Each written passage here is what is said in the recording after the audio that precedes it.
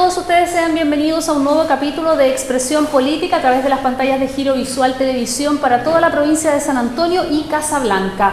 Hoy nos acompaña un gran invitado, él es precandidato a presidente por el Frente Amplio, nos acompaña Alberto Mayola, a quien le damos la más cordial de las bienvenidas. ¿Cómo está, Alberto? ¿Qué tal? ¿Cómo estás? Muy bien, y muchas gracias por visitarnos. Queremos conocer las propuestas de todos los candidatos, en este caso candidato presidencial. Nos han visitado muchos precandidatos a diputados, han venido muchos del Frente Amplio también acá, que son del nuevo Distrito 7. Estamos trabajando mucho, sí. Eso es bueno. Muchos jóvenes ahí con harto trabajo.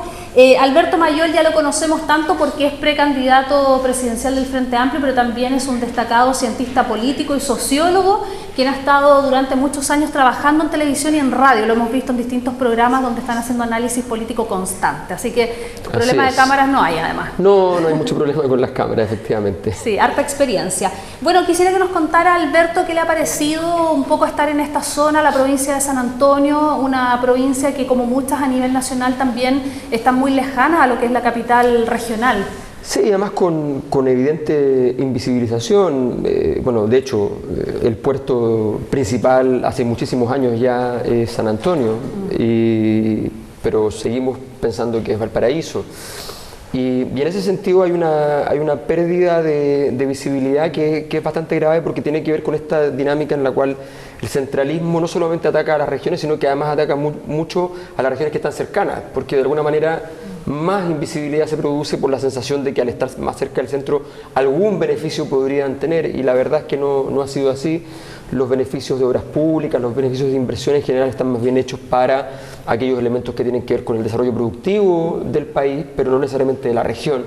Entonces falta mucha infraestructura pública, falta mucha calidad a nivel escolar, educacional, falta muchísimo trabajo de poner las condiciones para que estas zonas realmente tengan desarrollo. Tienen, por ejemplo, son sectores donde se ha perdido mucho la juventud, en términos de que se ha ido a otras ciudades en búsqueda de empleo. Por falta también de universidades y de empleo. Y de empleo, claro. Entonces hay una serie de problemas que tienen que ver con la capacidad que tiene el país para poner en cada territorio las condiciones mínimas para que sea una opción real poder quedarse.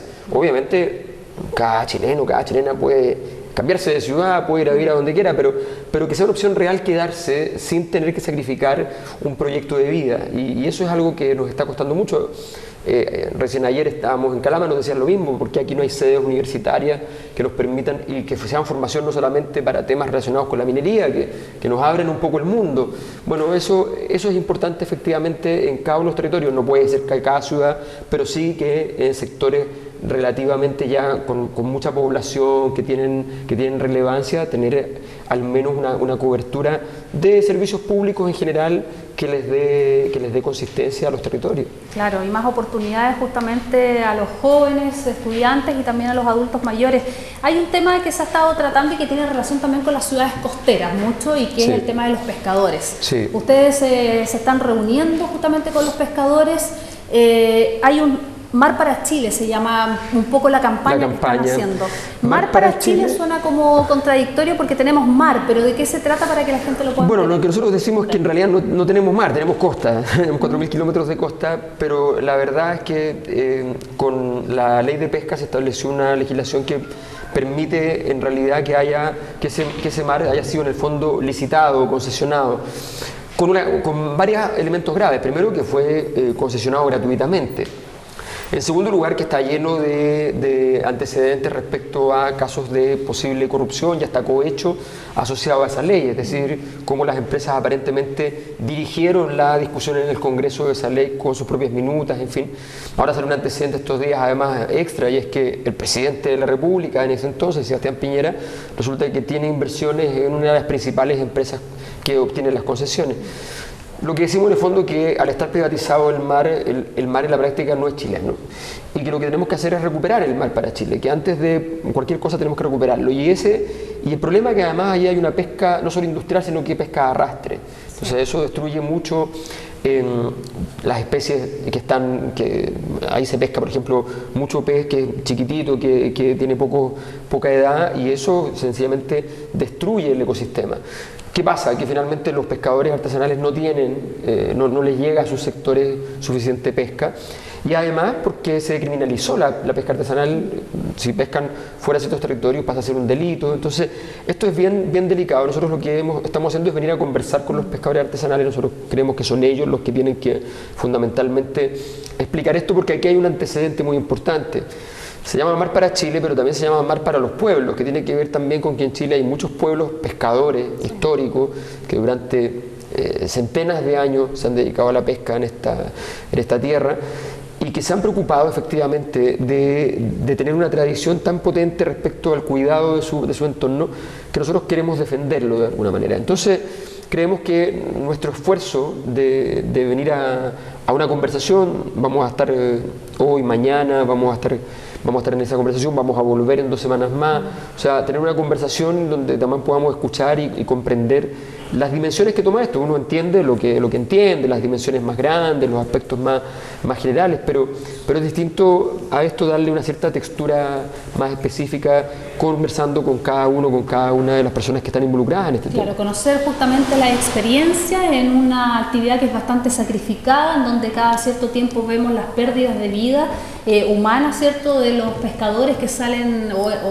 entran a la mar en horas bastante complejas, ¿cierto?, con bajas temperaturas en distintos lugares del país, sí. Y que lamentablemente por estas industrias pesqueras que están al interior les quitan el sustento, porque pasan en veda en realidad, que no se puede sacar loco, no se puede sacar la merluza. Exactamente, entonces, y tú decías más algo importante, hoy día el riesgo ha aumentado porque con esto del calentamiento global, que es algo que sí existe y tenemos que tomar conciencia, aumentan las marejadas. Ustedes lo han vivido, sí, en la costa, sistemáticamente, con mucha normalidad, de pronto incluso con días que parecían no ameritar una situación de marejada, están llegando las marejadas. Y eso tiene que ver con las transformaciones que está teniendo no solo Chile, en todo el mundo está pasando esto, climatológica, y desgraciadamente eso es algo que va a seguir aumentando si no empezamos a tomar también medidas respecto a los temas medioambientales.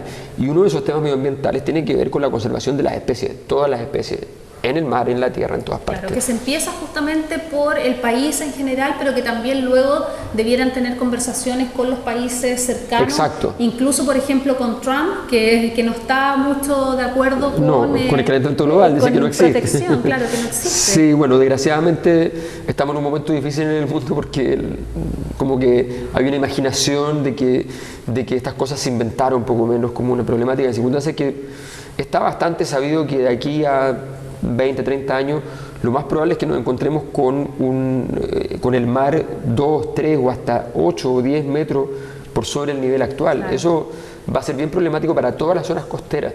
Entonces, de verdad hay que tomarle el peso a la situación que estamos viviendo, por eso es tan importante hoy día en el mundo saber quién va a gobernar en el futuro, porque hoy día hay que tomar decisiones mucho más grandes de las que se tomaron en los últimos 20, 30 años.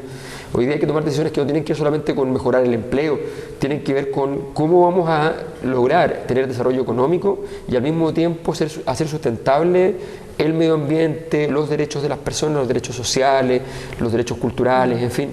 Perfecto. Alberto, otro tema que se trató también en este primer debate que hubo televisivo entre Beatriz Sánchez y Alberto Mayol, quien está acá, ¿cierto?, como precandidatos a presidentes por el Frente Amplio. Hubo un tema del cual su compañera no se quiso referir y es el mar para Bolivia. Sí. Sin embargo, usted tuvo una postura, sí, y también supimos que su jefe de campaña se reunió con Evo Morales en este cambio de mando en Ecuador. Claro, nosotros estábamos invitados a Ecuador al cambio de mando. Desgraciadamente justo era el mismo día del debate.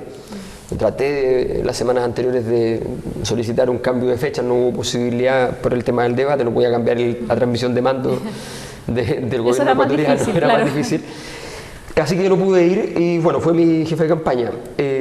Y estando allá efectivamente se da la oportunidad de que pueden sentarse a conversar un rato con Evo Morales y le cuenta que efectivamente nosotros hemos planteado dos cosas. Uno, que antes de discutir si mar o no mar para Bolivia hay que discutir mar para Chile, y en segundo lugar que nosotros consideramos que tenemos que ser capaces de entrar a tratar la problemática boliviana y la problemática chilena al mismo tiempo. Es decir, hacer política no se trata de ir a decir, mira, nosotros nos sensibilizaron y tenemos que ayudar. Esto no, en el caso territorial, no es un asunto de sensibilidad, es un asunto político de la más alta importancia. Entonces nosotros lo que decimos es lo siguiente: Bolivia tiene un problema real, lo reconocemos. No estamos de acuerdo con su conducta de haber llevado a juicio esto. No estamos de acuerdo tampoco con el hecho de que ellos consideren esto una reivindicación de carácter histórico. Nosotros consideramos que eso es un asunto que no tiene nada que ver. Sí estamos de acuerdo en que ellos tengan el requerimiento hacia Chile de que digan: nosotros tenemos un problema de salida al mar, ustedes tienen 4.000 kilómetros de costa, pues busquemos una solución que nos permita tener salida al mar con soberanía. Entonces yo agrego aquí, Chile también tiene un problema que nosotros no somos muy conscientes porque no tenemos mucha integración con el resto de los países latinoamericanos, hacemos mucho comercio hacia afuera, pero no hacia Latinoamérica. Resulta que Chile tiene una alta vulnerabilidad porque Chile es un país que está muy aislado. Siempre decimos que es un país isla, en la cordillera, el desierto, en fin, la Antártica, el mar. Bueno, resulta que, entre otras cosas, Chile es un país isla porque tiene muy poca relación con el centro del continente. Y el centro del continente, la parte más importante es Brasil, que es la principal economía de la región, un país grande, con una economía fuerte, en fin. Entonces Chile tiene poco acceso hacia ella. ¿Qué pasa si nosotros le decimos a los bolivianos: ok, hay una franja de salida en el límite con Perú, tenemos que hablarlo con los peruanos también? Claro. Luego nosotros le decimos: kilómetro por kilómetro cuadrado queremos una franja nuestra para poder penetrar en el continente y tener... Ahí tenemos que ver hasta dónde podemos llegar, hay que ver los kilómetros cuadrados, pero podemos llegar efectivamente a Paraguay, a la conexión con Brasil, en fin, quedar vinculados al centro del continente. Para Chile sería muy importante. Y además ellos han planteado el tema de que ellos quieren soberanía terrestre y ojalá también tener participación del mar, en términos no solamente acceso a un puerto, sino que tener un acceso como el también, que hay ahora, por ejemplo. Como el que hay, claro, tener acceso a la pesca, tener acceso al mar. Tener derechos marítimos asociados al territorio que tienen, claro, que sería algo obvio que vendría. Si nosotros queremos eso, y eso es un recurso ya que tiene un elemento económico importante, nosotros decimos: bueno, en este camino hacia allá también hay un recurso que a nosotros nos interesa mucho y que tenemos muchos problemas de precio al respecto, que es el gas. Sí. Entonces, nosotros compramos gas en Asia y en África, y lo traemos en tubos así gigantes. Hay que pensar que en realidad podría ser más fácil traerlo de más cerca. Claro, bajar el costo. Exactamente. Entonces, ahí está la oferta. Cuando se le comentó esto al presidente de Bolivia, Evo Morales, bueno, le pareció bien que estuviera en la conversación. No estaba esperando que le dijéramos que era tierra por tierra, digamos, que no era un regalo, que era un trato político en el cual cada uno ganaba lo que necesitaba. Por lo tanto, dijo que lo tenía que estudiar y que por mientras nos regalaba el libro del mar.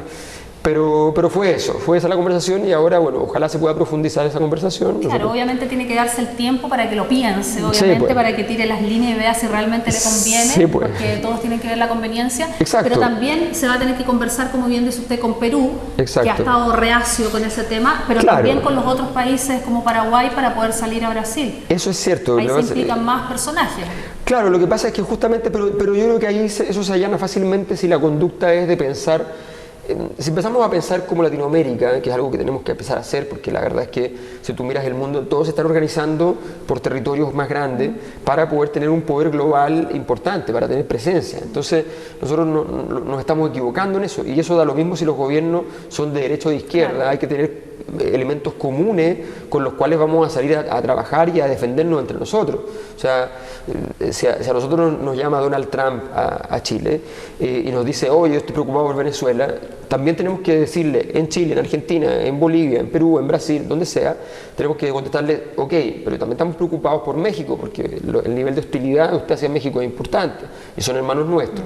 Entonces tenemos que ser capaces de construir allí una cierta confraternidad que nos permita defendernos, porque somos de a pedacitos somos nada. Claro. De a pedacitos somos nada, no tenemos suficiente población. O sea, abrir las fronteras, pero también ser un poco más riguroso en ver quién entra para no tener esos problemas que puede tener eventualmente Estados Unidos con el tema de la droga en México. Por ejemplo, pero ojo, efectivamente, ¿qué pasa con Estados Unidos? Que el problema que tienen ellos de consumo interno, que es altísimo de droga, lo quieren resolver fuera de su frontera.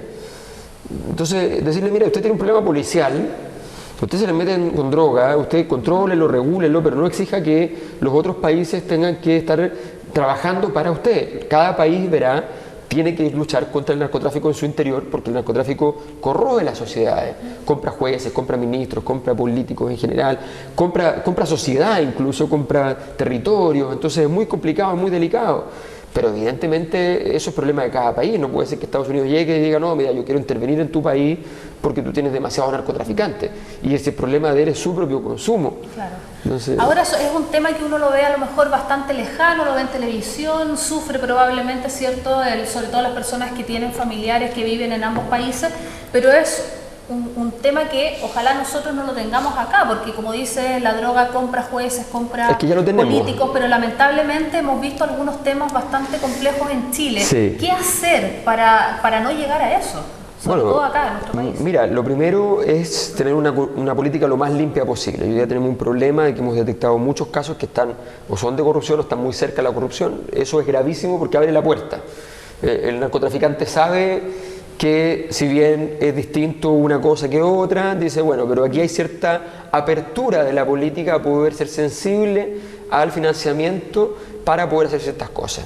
En Chile hay mucho tráfico sobre todo de paso, en el norte muchísimo, y eso significa evidentemente toda clase de recursos movilizados, y esos recursos movilizados muchas veces para tener éxito suponen ir comprando gente en el camino.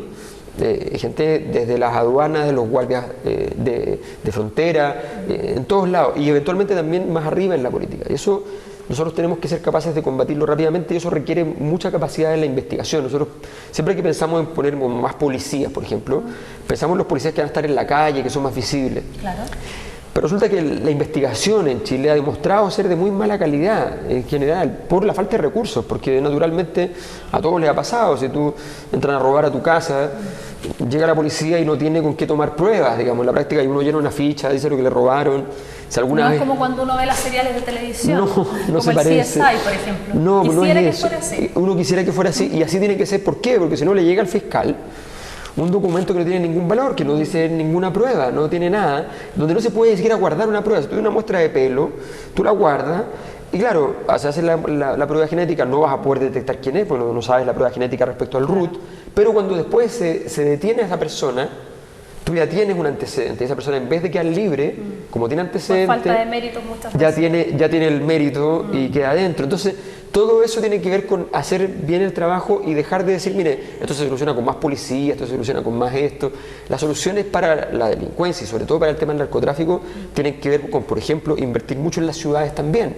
Cuando se deteriora un barrio y empiezan a haber, qué sé yo, cierto control territorial de ciertos sectores que se dedican a la mafia, ¿ya? Eso se resuelve en muchos países haciendo una gran inversión pública para mejorar el barrio, mejorar las plazas, hacer cosas, hacer actividades culturales, que la gente se tome el barrio y se van, y eso hace que los narcotraficantes pierdan capacidad para actuar en sigilo, en secreto, y se empiezan a retirar. Claro. Entonces hay muchas formas de intervenir y requieren políticas públicas muy inteligentes y no tan obvias. Si por poner policía se tratara, en todo el mundo se hubieran resuelto todos los problemas, porque obviamente aumenta la cantidad de policías y se acaban los problemas, pero no es así. No es así, hay que verlo desde la los parte policías interna. sirven, son necesarios, pero hay que complementar con otro tipo de medidas que tienen que ver con mejorar la calidad de vida en las ciudades, mejorar también las condiciones salariales. Yo hablaba el otro día con una persona que había salido de la cárcel y se había capacitado en arreglar sensores y ganaba muy bien, muy bien, le iba muy bien. Y se dedicaba ahora a ir a hacer capacitación a otras personas que venían saliendo de la cárcel. Y me decía, mira, esto es muy simple. Si tú sales de la cárcel y no tienes capacitación, solo puedes trabajar de jornal en la construcción. Vas a ganar 300.000 pesos y la presión va a ser que tú vas a tú tienes todo un entorno que estuvo metido en la delincuencia, la presión va a ser que tú vuelvas a la delincuencia. Claro. Pero si tú sales y te capacitas y resulta que puedes ganar 800.000 pesos, ya ir a delinquir es distinto porque tienes mucho más que perder. Pero ¿qué pasa, por ejemplo, en ese caso con los antecedentes? Cuando llega a una empresa y dicen, no, pero usted estuvo detenido, estuvo preso por tal delito, por robo, con intimidación o bueno, tenemos que acostumbrarnos también, es que por eso el cambio cultural es completo, es ser muy drástico con las sanciones y al mismo tiempo ser muy abierto con la reinserción. O sea, ser capaz de confiar y decir, ¿saben qué? Una persona que cometió un delito y que efectivamente luego uno ve que hay proceso de capacitación, que se ha preocupado, qué sé yo, darse cuenta de que efectivamente hay una oportunidad también de reinserción social, que uno no puede condenar a la persona para siempre a tener que estar delinquiendo. Y ahí tienen que haber más recursos también para el tema de las cárceles, porque hay mucha gente que está presa, ¿cierto? Y que adentro aprenden mucho más cosas malas. No, hoy día la cárcel es una universidad y además es un absurdo. En el gobierno de Sebastián Piñera se hizo un estudio que encargó una consultora internacional, una consultora muy famosa internacionalmente por saberes del tema penitenciario. La conclusión fue clarísima y a muchos no les va a gustar, y se los digo claramente, y está el informe: hay demasiados presos en Chile. Chile es el segundo país del mundo con más presos por cada 1000 habitantes. Después de Estados Unidos, que le gana a todos por mucha distancia, después viene Chile, se compite con Israel. Bueno, lo que le dice, mire, usted tiene además tiene muchos presos de baja peligrosidad puestos en cárceles donde sencillamente aprenden más. Al final es peor. Es peor. Y la verdad es que usted necesita menos cárceles de alta seguridad, más cárceles convencionales, que son de menor costo además, con mejores prestaciones para los presidiarios, para que efectivamente no se formen estas agrupaciones y pequeñas mafias internas y haya capacidad de control, porque hoy día los gendarmes en la práctica no tienen ninguna capacidad de control en ciertos espacios, en ciertos lugares de las cárceles. Sencillamente ellos saben que a las 9 de la noche cierran ahí el candado y adentro pasará lo que vaya a pasar. Entonces, esto es algo que requiere una toma de medidas que es bastante más compleja. Se requiere que haya mucha capacitación en las cárceles, se requiere que haya mucha capacitación al salir de las cárceles, porque eso es lo que constituye la sociedad. Si esa persona falla de nuevo, efectivamente ya va a ser mucho más grave además. Los mismos jueces van a ponderar y van a decir, una persona que fue capacitada, que fue respaldada en su proceso de reinserción y traición ese proceso es distinto. Entonces tenemos que ser capaces de decir cómo sancionar lo suficiente para que efectivamente los delitos no se cometan, cómo establecer criterios que hagan que los delitos tengan la proporcionalidad.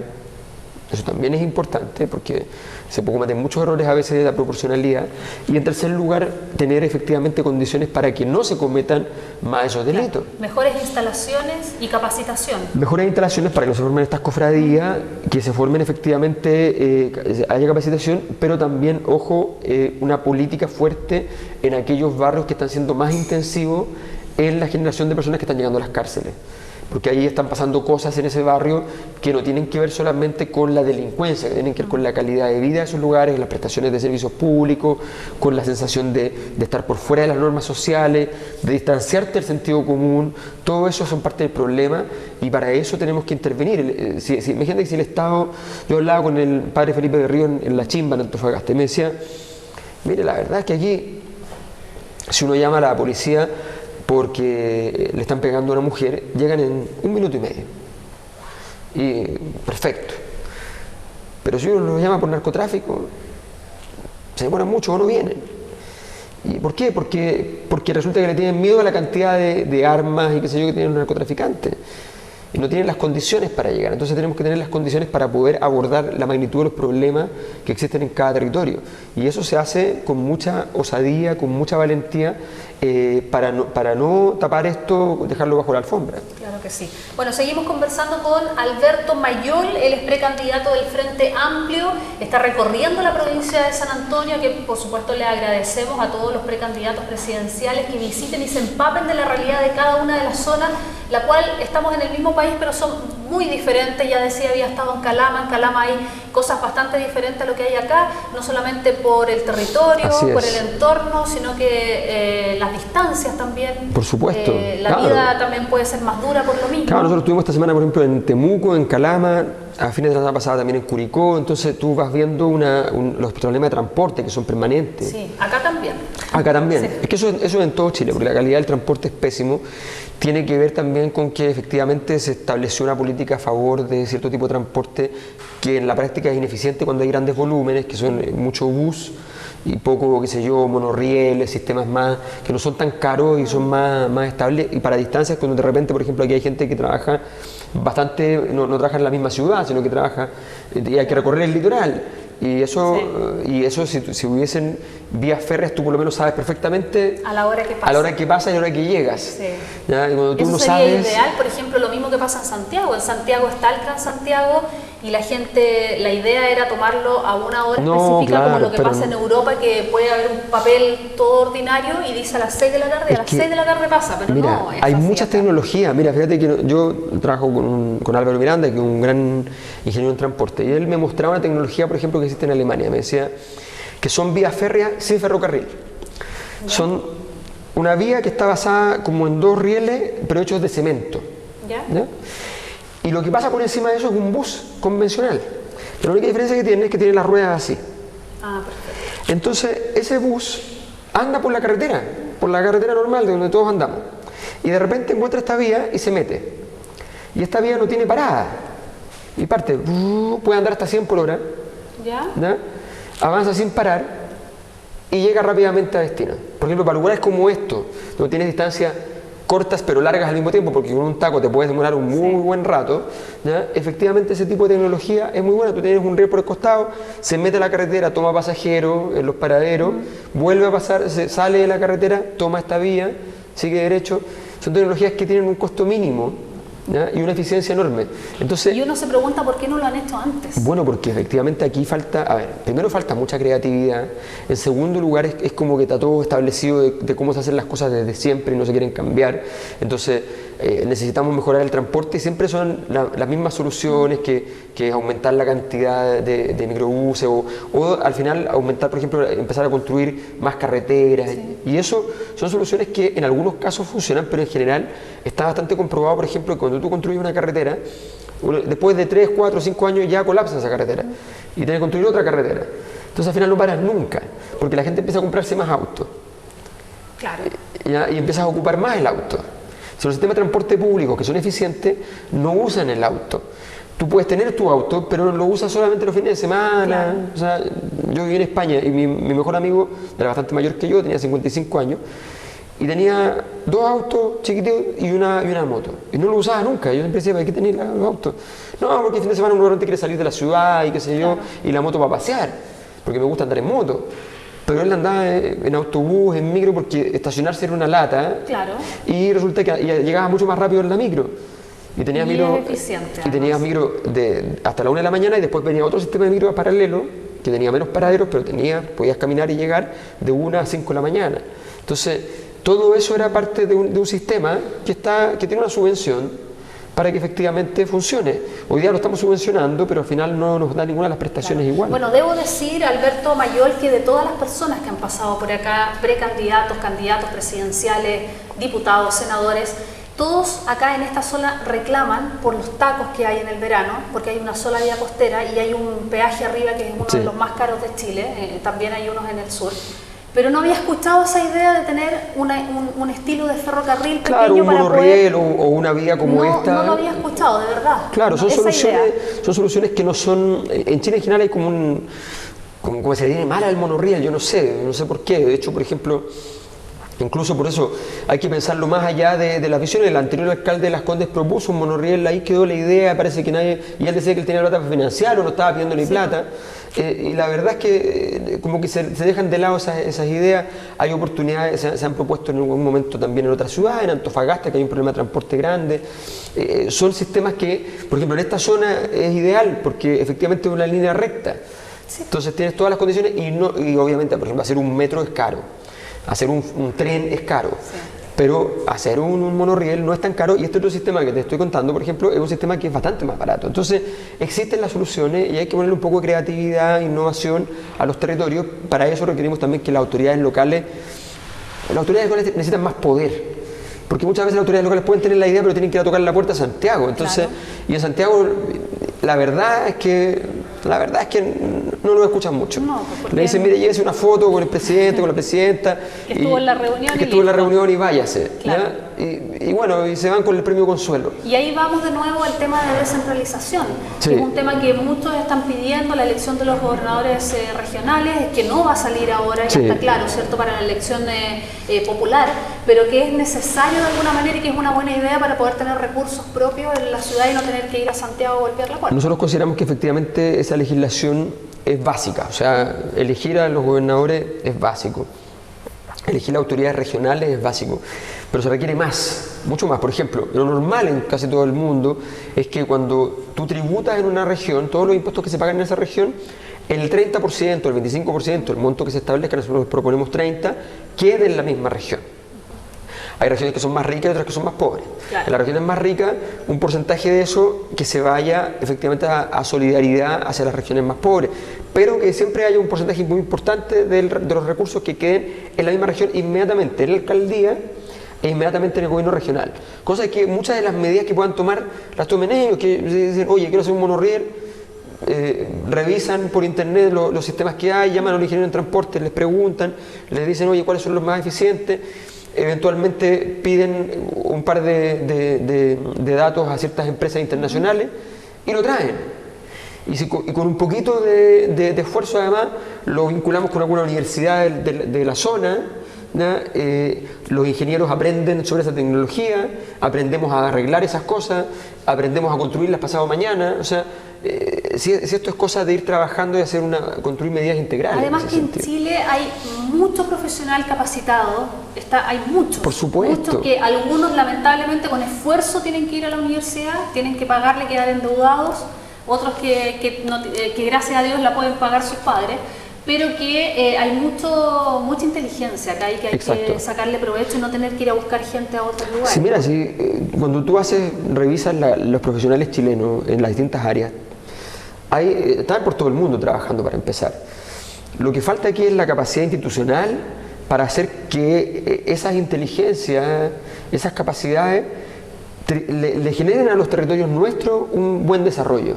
Hay mucha gente además que está disponible para irse a trabajar a donde lo necesiten y tratando de hacer un aporte al país y tienen ganas de hacerlo y faltan suficiente visión para poder tener programas para eso, sistemas para que eso sea viable. De verdad, en Chile podemos hacer muchas cosas. Yo he trabajado muchos años en la Universidad de Chile y la Universidad de Santiago y tengo muchos convenios con muchas universidades de otras partes. Y la verdad es que lo que he visto en inventos, incluso en inventos que son extraordinarios, pero resulta que nosotros pasa mucho. Fíjate que al año se patentan, hay 600 patentes al año en el mundo, que son las patentes mundiales que permiten comercializar a nivel mundial, que están hechos a partir de investigaciones hechas en Chile, que los chilenos no patentamos. Por recursos. Porque son carísimas. Claro. La patente internacional vale varios millones de dólares. Claro. Entonces tú puedes inventar una cosa formidable, pero no vas a tener los 5 o 10 millones de dólares y te vas a demorar un montón que la Corfo te dé eventualmente, si es que te va a dar un monto para eso. Claro. Bueno, seguimos conversando con Alberto Mayoli, conociendo justamente las ideas como precandidato presidencial. Cuéntanos un poco, Alberto, bueno, usted, ¿cuántos años tiene? Muy joven. 40 años. Es muy joven, pero detrás... Depende. Alejandro Magno era emperador a los 16 y fue bien importante. Bueno, yo encuentro que es joven porque yo también tengo 40, así que somos jóvenes. Así que es muy joven. Pero a lo que me refiero también es que detrás de la figura de Mayol hay muchos jóvenes que son estudiantes, que son brillantes, que tienen buenas ideas. ¿Por qué cree usted que estos jóvenes se acercan a este Frente Amplio? ¿Por qué se desvinculan un poco de lo tradicional que es a lo mejor la nueva mayoría? Mira, yo te diría lo siguiente, te diría que el origen es el mismo de lo que le pasa a cualquiera en su casa, la sensación de hastío, de cansancio con todo lo que se ha vivido y la sensación de que tiene que ocurrir algo nuevo. Y hay dos conductas para eso, es decir, ya no tengo más confianza en nada, o tengo que producir algo que efectivamente me dé confianza a mí mismo, construirlo yo mismo con tal de que por lo menos verlo y saber si me da confianza. Hemos estado años en esa disyuntiva, debo reconocerlo. No ha sido fácil. Todos hemos dudado, ¿ya? Y todos hemos creído en algún momento. Y a veces nos han vencido las dudas y ahora ya no nos vencieron más. Entonces hoy día entramos. Ahora, no solamente son jóvenes, han llegado, nosotros, por ejemplo, yo tengo el apoyo de un gran líder sindical histórico que es Cristian Cueva. Tengo el apoyo, por ejemplo, de líderes importantes de regiones. Por ejemplo, tenemos un comando súper activo que ahora andaba en Santiago porque vinieron al debate a acompañarnos. Que son de Punta Arenas. tenemos un comando muy fuerte en Curicó, en Antofagasta, tenemos en Coquimbo. Entonces, la verdad es que hay una fortaleza en todos los territorios. Acá mismo hay un comando gigante de trabajo integrado. Además, en el Frente Amplio, por ejemplo, aquí mucha de la gente que trabaja y ayuda para las dos candidaturas que están en el Frente Amplio. Esa colaboración es inédita, es insólita y habla de lo que estamos construyendo. Ahora, lo importante allí es que efectivamente aquí estamos eligiendo la próxima presidencia de la República. Y la presidencia de la República es algo muy delicado en el mundo que estamos viviendo hoy día, que es un mundo con muchos riesgos, un mundo que miramos por la televisión, los temas internacionales, sí. Está bien complicado todo. Estamos como un poco más salvados en ese sentido. Sí, no, porque mira, a ver, nosotros aunque tenemos problemas graves con el agua, somos todavía un país muy excedentario de agua dulce. Y el agua se está acabando en el mundo. ¿Qué pasa cuando el recurso es tan valioso? A muchos países le empieza a importar. Les quiero contar que hace 2 meses atrás la reina, el Imperio Británico le regaló a la reina Isabel, que son lo mismo, pero solo para que se sepa que lo que hicieron, le regaló a la reina Isabel la península que nosotros consideramos nuestra de la Antártica. ¿Ya? Y nosotros no dijimos nada como país, no hicimos una nota diplomática diciendo, oiga, ¿cómo le pueden regalar si esto nosotros también lo estamos solicitando? Porque son solicitudes, no hay soberanía en la Antártica. Entonces, a ver, es una señal de que están diciendo, ojo, nosotros estamos muy interesados en esto. Exacto, están dando señales. Nosotros tenemos que dar también las señales y tenemos que cuidar lo que es nuestro, porque en ese sentido la capacidad de darle poder a Chile es importante. Pero independientemente que después a lo mejor, ojalá sea mucho tiempo más, que capaz que seamos invadidos por algunos otros personajes que quieran venir a Chile por el tema del agua. Tal vez nos compren más barato de lo que podrían. Claro, pero hoy día también hay problemas dentro del mismo país, en la misma región. Gente que toma el agua como propia y deja a los pequeños agricultores sin agua. Entonces también estamos con problemas internos, preocupándonos quizás de lo que podría pasar después. ¿De quién es la preferencia? Ese es el punto. Ahí la legislación tiene que ser bien clara. ¿A quién corresponde el agua? Primera prioridad, obviamente, el consumo humano. Y el consumo animal, la agricultura. Después, por ejemplo, la minería. La minería ocupa mucha agua. Y normalmente en las zonas mineras se ocupa el agua en las actividades productivas y no hay muchas veces agua para las personas y para la agricultura. Alberto Mayol, dentro del Frente Amplio también están en contra de estas actividades típicas chilenas que maltratan a los animales, ¿no? Sí, hay una fuerte visión desde la perspectiva de los animalistas, de decir, mira, ¿saben qué? Ahí hay una serie de actividades que constituyen un salvajismo frente a los animales que también tienen derecho a un trato digno, un trato adecuado, no solamente porque hay ciertas tradiciones, sino porque además hay ciertos elementos que tienen que ver con la conducta de cada día, que también tenemos que empezar a acostumbrarnos al buen trato de los animales. Nosotros somos un país donde estamos muy acostumbrados a abandonar a los perritos en cualquier parte y como que nos parece normal, y eso no es normal. De hecho, somos muy famosos mundialmente porque cada vez que enfocan un lugar de Chile siempre aparece un perro, o sea, entonces en los estadios, en los cambios de mando, en las protestas, ¿viste? En los perros, qué sé yo, entonces para todas ellas. Entonces, claro, porque están en todos lados y hasta hay perritos que están ahí aguachaditos afuera de la moneda, que les llevan comida. Entonces tenemos un problema ahí que tiene que ver con la capacidad que tenemos para hacernos cargo de si tenemos mascota, hacernos cargos de lo que significa una responsabilidad. Y ahí el Frente Amplio ha sido bien taxativo. De llegar a La Moneda, ¿se compromete a tener un perro, por lo menos los que están en la puerta de La Moneda, y llevarlo dentro a su oficina? Pero mira, no sería mala idea, ¿no? Tengo 2 perros de callejeros recogidos y sí, pues obviamente tenemos que tener en la Moneda un quiltro. Imagínate lo que sería tener un quiltro en La Moneda, es un de alguna manera un ejemplo origen, para que se copie, ¿no? Un Washington. Claro. Le ponemos Washington además. Washington. Alberto, mire, ahí está la cámara, sí. Nos gustaría que hablara a toda la gente que lo va a ver en toda la provincia de San Antonio, desde Santo Domingo hasta Casablanca, para que conozca sus ideas, que los invite también para la actividad que va a haber en San Antonio y a las primarias. Mira, la verdad es que lo primero es lo primero. Aquí hay mucha desesperanza y eso es un gran aliado de quienes han estado durante muchísimo tiempo a cargo del país en la práctica. Hay personas que están en el Senado hoy día que hace 50 años fueron ministros. Entonces necesitamos renovación de la política, no de las edades solamente. Nosotros no decimos que no haya adultos mayores en la política, lo que decimos es que no sean los mismos. y que haya renovación en la política. Pero yo entiendo, la mayor parte de la ciudadanía dice, mira, yo mañana tengo que ir a trabajar de nuevo. Y la respuesta es bien simple. Hace 100 años también había que ir a trabajar, 10 o 15 horas más a la semana. Hace 200 años también había que ir a trabajar. Bueno, no había que ir, estabas viviendo en el trabajo porque había esclavitud. Hace 400 años las personas morían trabajando con mucha frecuencia y para construir una ciudad, por ejemplo, en Rusia, en San Petersburgo, murieron 200.000 personas. Entonces, mañana sí vamos a tener que ir a trabajar y todos los días vamos a tener que ir a trabajar.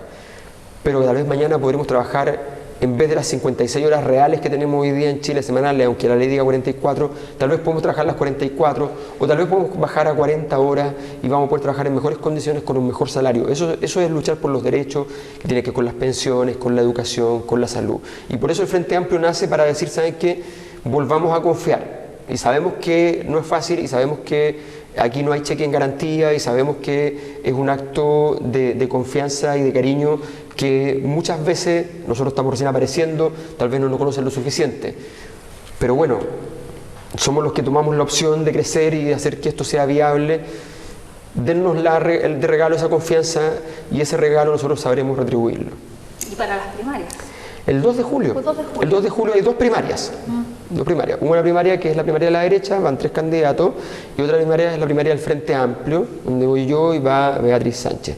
Entonces allí usted puede tomar cualquiera de las dos opciones. Yo le recomiendo ¿ya? Que tome la opción 2 en esa primaria. Primero tiene que elegir cuál primaria va a votar y luego vota. Claro, los han criticado un poco, hay algunos que dicen no, son como súper parecidos, que no tienen muchas diferencias, pero a diferencia de los otros candidatos, no es malo que sean como más cercanos porque los otros se pelean. No, tenemos muchas diferencias, lo que pasa es que no nos peleamos, esa es la diferencia. O sea, nosotros tenemos muchas diferencias, se vieron por ejemplo, en el debate estuvo clarísimo, nosotros teníamos diferencias respecto al tema de la ley de medios, Beatriz estuvo de acuerdo con algunas de las cosas que yo propuse, pero no con todas, con el tema de los trenes no se pronunció, con el tema de Bolivia había una fuerte diferencia. O sea, temas súper potentes donde habían diferencias relevantes. Pero ¿qué es lo que pasa? Que no nos andamos criticando, sacando los ojos, atacando, ni mucho menos. Nosotros trabajamos juntos, colaboramos, nos ponemos de acuerdo para poder aportar en las cosas que tienen que ver con la construcción del Frente Amplio. Y van a tener que seguir trabajando juntos, porque pase lo que pase en las primarias, alguien va a tener que trabajar con el otro igual, ¿no? Exactamente, porque el que pierda va a tener que ponerse a disposición para que efectivamente se pueda construir el futuro. De eso se trata, hacer bien la política, y nosotros creemos que ¿cómo vamos a pelear entre nosotros fuertemente, horriblemente, si estamos de acuerdo, estamos en la misma coalición? A los que vamos a criticar son a otras coaliciones, con las cuales también tenemos que tener una capacidad de diálogo, porque efectivamente siempre va a haber que hacer conversaciones para llegar a acuerdos. El punto de los acuerdos, y aquí hay una diferencia importante entre los acuerdos que han tomado la derecha con la concertación o con la nueva mayoría, es muy simple. Los acuerdos que no sean acuerdos que convengan a las cúpulas de los partidos o a las élites de la sociedad, sino que sean acuerdos que convengan a todos. Yo siempre pongo el ejemplo que en los años 30, 40 vino un gran acuerdo por el sistema de salud chileno que se hizo entre la derecha y la izquierda, entre Cruz-Coke y Allende. Y eso terminó con los planes que bajaron notablemente la mortalidad infantil, con el tema del vaso de leche, con la posibilidad de concurrir en todas las regiones efectivamente a beneficios para que nuestros niños no estuvieran desnutridos y empezar a cambiar. Y eso fue un cambio cultural enorme y se logró a través de un acuerdo político entre fuerzas políticas muy distintas, pero un acuerdo en favor de la sociedad y no simplemente para ponerse de acuerdo, como en el caso Mopugate, de cómo no se sancionan unos a otros. ¿Ya? Eso es distinto. Están todos involucrados, entonces no les conviene. Exactamente. Alberto, vamos a tener acá candidatos a diputados, hay varios, hay candidato a consejero regional. ¿Qué el va a Frente pasar? Amplio va a llevar candidato al Senado, Sí, va a llevar a Diputación. Esos senadores, ¿dónde van a haber candidatos? No, van a haber candidatos en todos lados. Nosotros ¿Y vamos a acá tener también? Sí, acá también. Perfecto. Lo que pasa es que como las primarias son el proceso de definición de las candidaturas a diputados todavía no termina. Entonces, ¿Y cómo va a ser ese proceso? Hay varias primarias que sí existen de Frente Amplio, pero son 20 cupos los que se van a definir ahí en primarias, porque nosotros el resto se va a ver en la siguiente semana. Ahora, hay un trabajo programático muy importante, que la gente lo sepa, que el Frente Amplio es la única coalición, además esto no ha pasado antes, que el programa lo está haciendo en encuentros territoriales. O sea, la gente se junta, usted si da lo mismo, si piensa votar por otro candidato, puede ir al encuentro territorial y decir lo que piensa para efectivamente construir un programa de gobierno. es como una gran asamblea constituyente, pero por todo Chile. Cuando ayer en Calama, por ejemplo, estaba lleno de gente y estaba lloviendo. Y en Calama cuando llueve la gente no va mucho. Sí. Estaba lleno. Lo pueden ver en mi Facebook, ahí está una grabación que hicimos ahí para que vean la cantidad de gente que había. Y la gente estaba trabajando en sus mesas de trabajo, el tema de educación, el tema de salud, claro, porque hay interés pensiones. justamente de las personas que se pueda cambiar de alguna vez por todas algunas temáticas, ¿cierto?, de diario vivir en Chile. Exactamente. Alberto, queremos agradecer que haya estado con Gracias nosotros. Muchas gracias por dar a conocer, ¿cierto?, los puntos de vista que tiene como precandidato presidencial para todos quienes nos siguen a través de Giro Visual Televisión. Muchas gracias. Un gusto. Hasta pronto.